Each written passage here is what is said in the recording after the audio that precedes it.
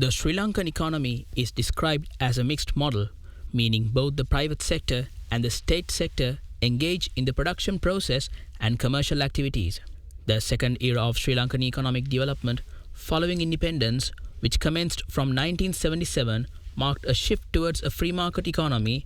However, a higher level of state participation in the economy is still visible. A mixed economy helps reduce income disparity between sections of society by providing equal opportunity for employment and education.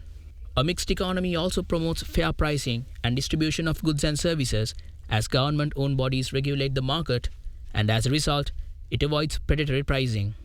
However, a mixed economy has its own disadvantages.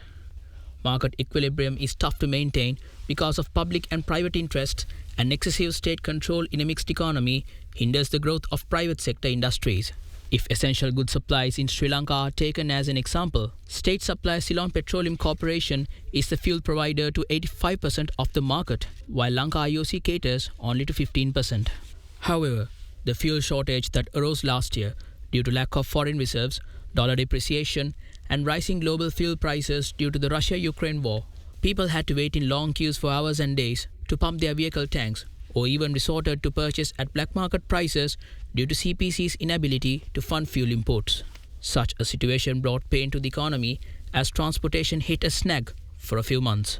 During this backdrop, the expert view was that such a situation could have been avoided if there were more fuel supplies in the market, which was later considered by the government to invite more players by amending the Petroleum Products Act in October last year.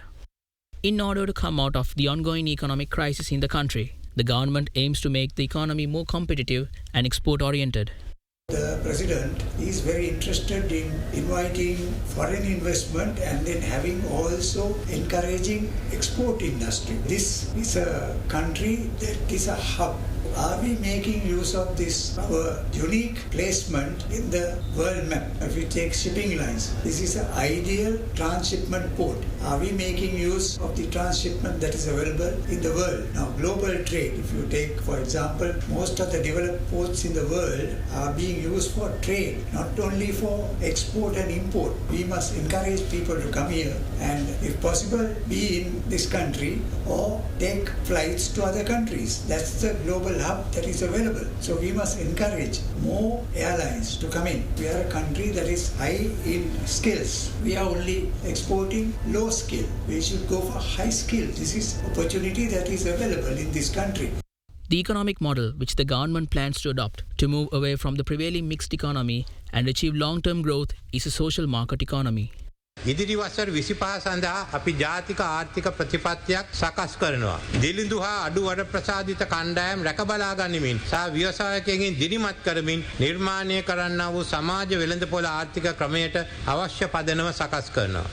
A social market economy holds a framework of market economy and aims for social security and social equity by means of political intervention and measures in line with the market.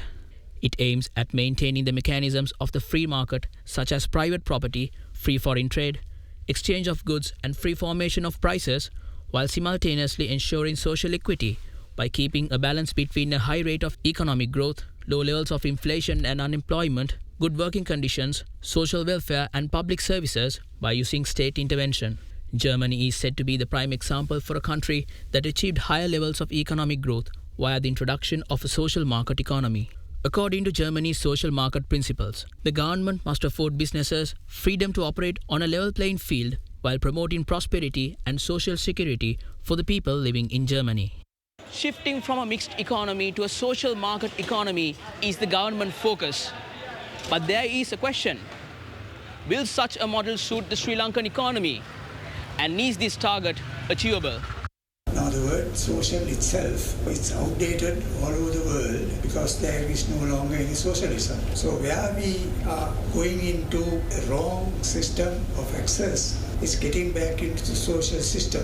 Free market economy will open the doors for everybody to come in here and invest as well as for travel and trade. So that's where the country should be heading, not bringing in controls from the state into the economy. I think the social market market economy is something that can be achieved at a higher level of economic development, not at a very low level of economic development. What we really need is more development oriented, more growth oriented, so that it creates opportunities for people to elevate themselves. Because in a social market economy, fundamentally they have a high tax regime. For you to tax people, people must have the income capacity, and income capacities across the society. So in that sense, I would say that most of the talk about social market economy didn't make sense because we have not been on the growth trajectory adequately. We need to be on industrialization, trade promotion, and economic growth. I think the social market economy is a good target down the line. What it will do is it will create opportunities for businesses to function without this so-called